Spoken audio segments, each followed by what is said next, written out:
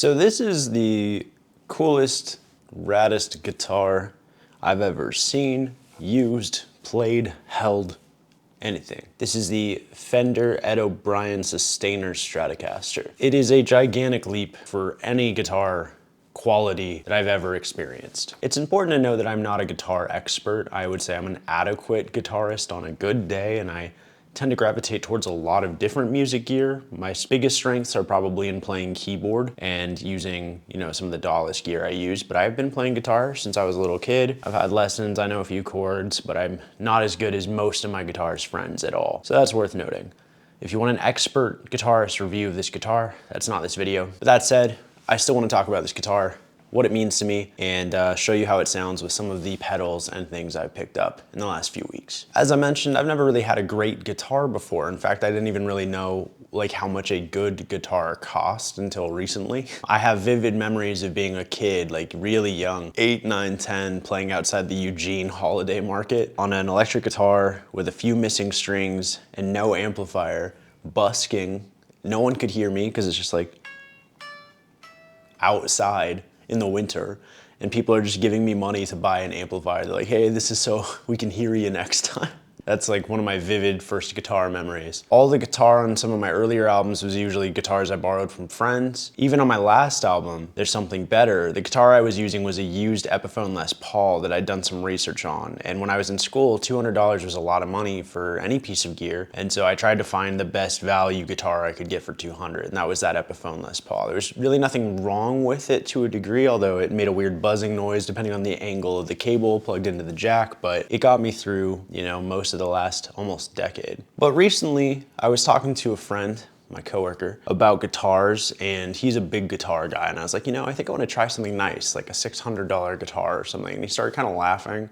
I was like, is that not a nice guitar? And he explained to me that a nice guitar is very expensive. In fact, so many nice guitars are so expensive that they were basically prohibitively expensive for me until very recently because of the channel and because I'm able to work with the awesome folks at zZounds. This isn't sponsored in the sense that I didn't make this video because they asked me to. They just send me gear and I can use it, I can make videos about it, or I cannot. Because of them, I'm able to use this guitar and I'm so excited. And if you're interested in one, I do have a link below. Because these days I'm primarily an alternative pop electronic producer, I'm not really approaching the EOB Fender Strat from the perspective of a really hardcore rocker or a fantastic guitar player, like I said. I'm thinking about this as an interesting sound tool to add to my arsenal. And so with that in mind, a lot of what I've been focused on is finding cool pedals and other things I can use to route audio from the guitar into the Electron Digitakt 2. The nearly final preliminary version of this setup looks like this. I have the Walrus ACS1 Amp and Cab simulator routed in stereo into the Hologram Electronics Chroma Console. Both of these I bought with my own money. They're not sponsored in any way. I did a lot of research on what pedals would be interesting to have in my arsenal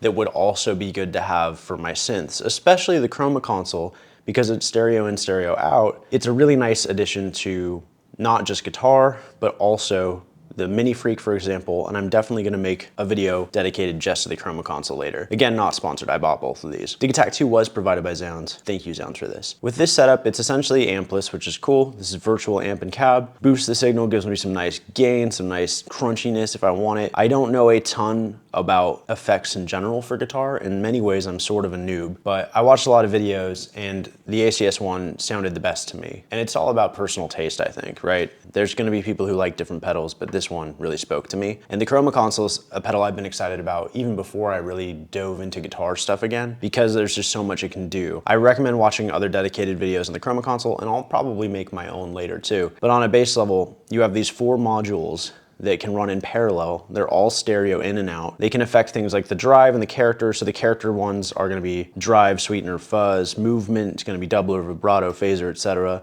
Diffusion is your delays and reverbs, as well as collage and reverse. And then texture gives you a filter, squash, or cassette, broken, and interference. I really like broken and interference. Anyway, these are routing stereo, mono in, stereo out, and then stereo into the Digitakt 2, which can sample in stereo and play back stereo samples, which is part of why I love the Digitakt 2. And with this setup, I'm able to capture my guitar performances with stereo effects and then chop them up and mingle them from a sound design perspective. There's a few different things I made on the Digitakt sampling in the EOB Fender Strat, and I'll probably show you some of those later, but I want to talk more about why this guitar is cool to me. Let's zoom out a bit. So I've been a Radiohead fan since 2007 when they gave away their album In Rainbows, because I was a scared little kid who was afraid that if I pirated music, I would go to jail.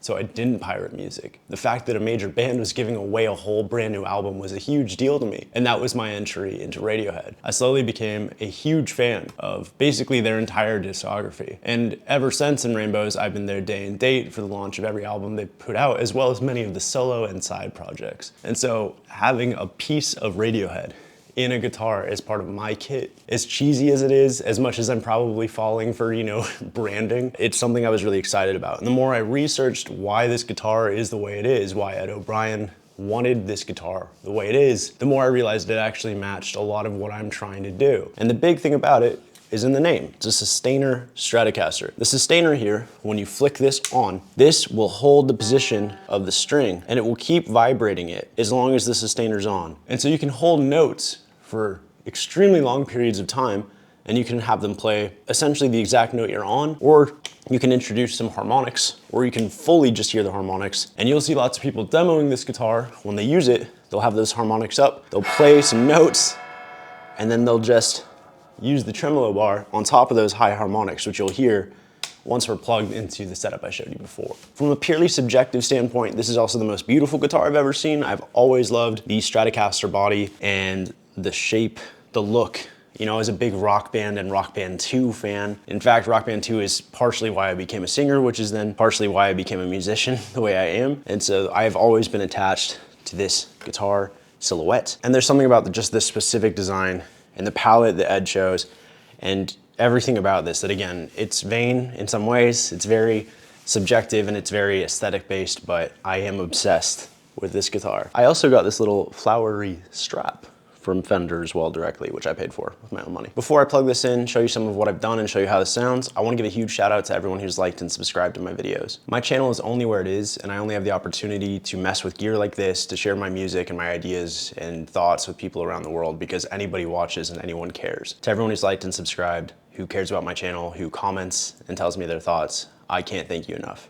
This really is kind of a back and forth enterprise. To everyone who's listened to my music and who's helped boost some of those numbers and spread the word of my album, There's Something Better, I can't thank you enough, and I am very excited to share my next album. I'm gonna start making videos about the process of making it and some of the progress I've been making soon. All right, let's check out this guitar. So this is a sound I put together through the ACS1 and the Chroma Console yesterday.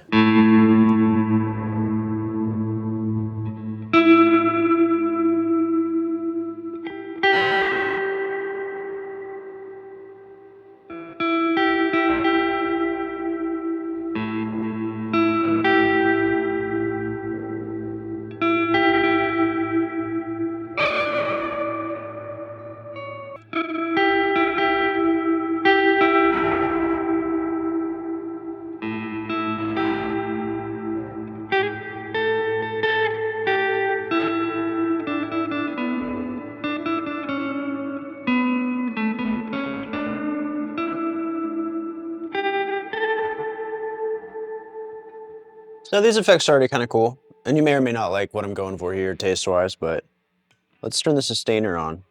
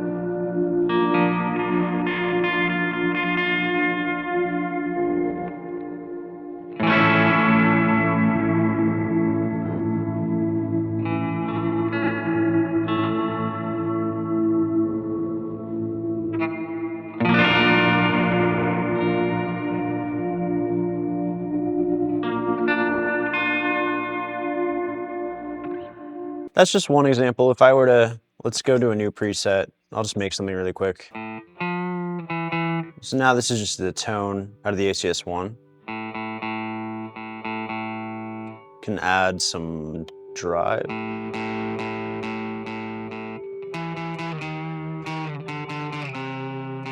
Let's turn off the sustainer.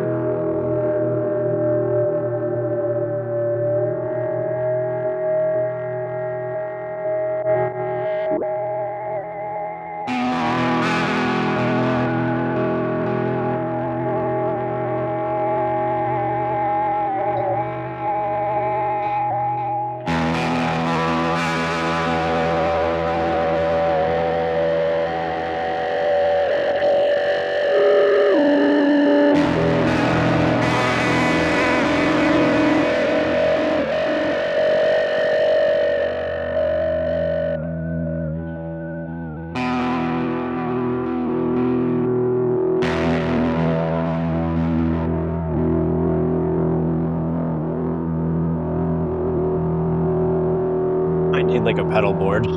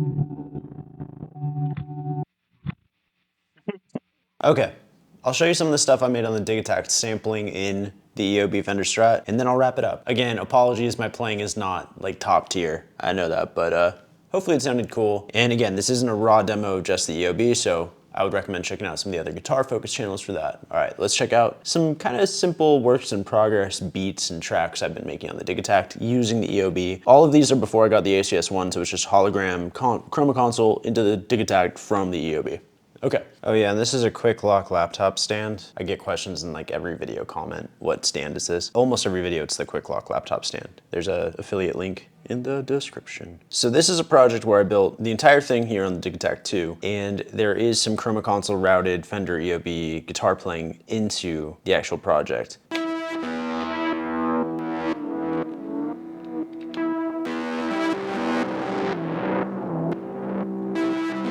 This is just raw recorded into the Digitakt from the Chroma Console.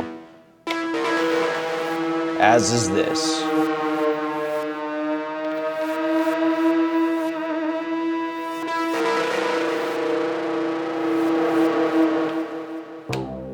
This was a one-shot bass note that I recorded in and then I composed with from the Astrolab. This is directly played in from the Astrolab. This piano is also played in from the Astrolab. And this was played from the Astrolab as well, I believe, and then played through the Warp machine. I didn't use those. This is a drum loop I think I cut up and chopped. I don't think I used this actually, or that. Actually, I might have used, I used this I think. Okay, and then yeah, this one's still a work in progress. I haven't built it into multiple patterns, so I'll play it using the mute mode.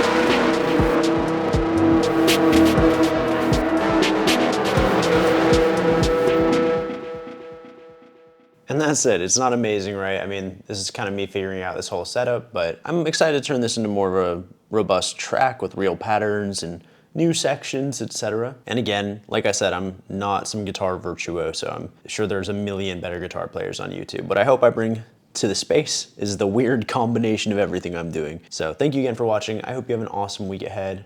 I'll catch you soon. Peace.